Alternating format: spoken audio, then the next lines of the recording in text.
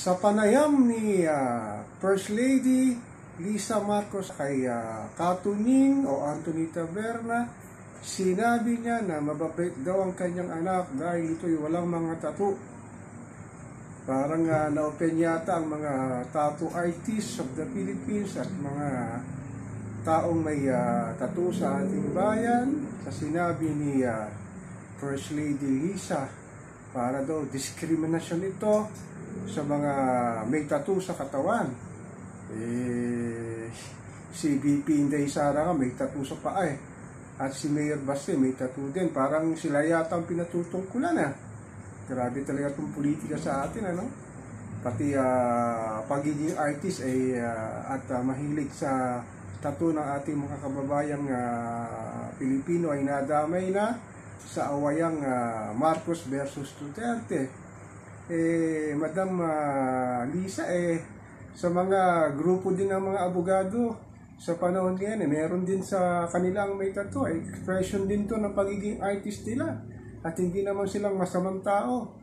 Ang sabi tuloy ng netizen, sa Kongreso at sa Senado, walang mga tattoo yung mga politiko doon. Pero wag ka. Silang number 1 corrupt sa ating bayan.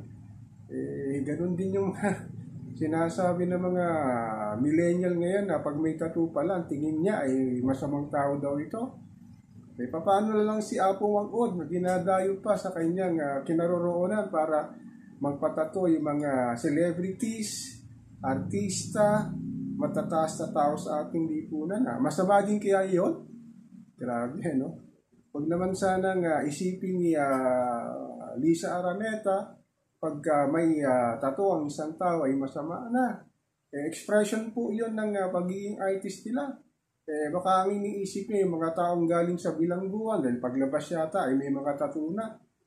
Noong unang panahon po, madam, na ganun po ang iniisip sa mga taong may tattoo. Pero kay iba na po ang panahon. Yung ultimo kababaihan meron tattoo sa katawan So, sabi ng netizen nga, pinariringgan lang yung mga anak ni Duterte dahil ito ay may mga tattoo sa katawan.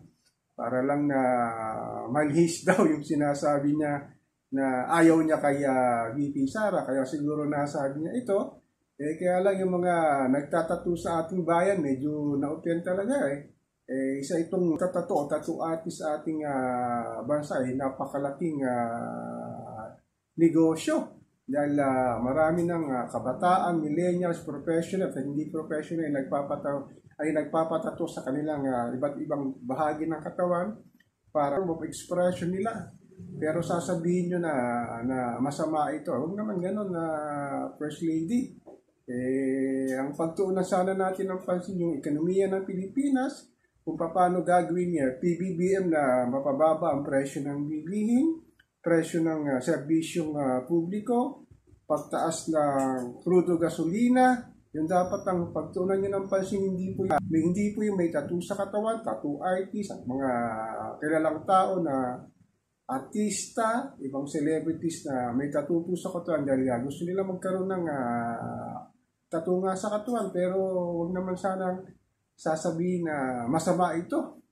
Siguro wala lang din siguro masabi si Lisa Araneta patungkol sa mga Duterte na kanyang sinasabing kanyang sa kalaban sa politika.